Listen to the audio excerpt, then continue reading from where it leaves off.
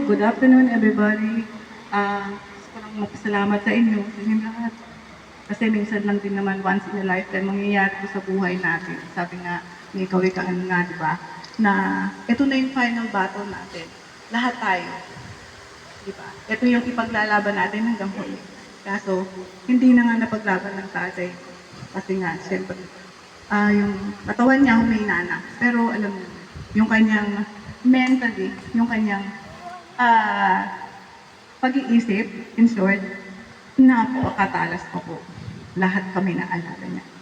Maraming salamat po sa inyo sa pagpunta niyo rito. Tatanungin naman namin yan sa puso namin. Hindi man kami expressive, eloquent, or very good in expressing our thoughts.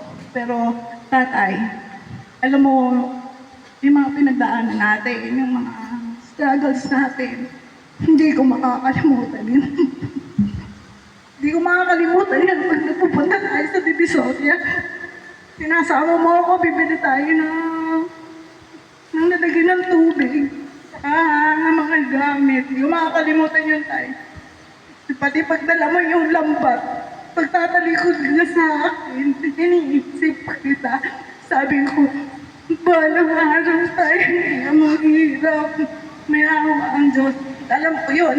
Bata pa ako yun yung thinking ko. Kasi asipag niyang tatay ko. And talaga maaga pa lang yan. Magpupunta na yan sa dagat at mamamaklad na yan para may ulam kami.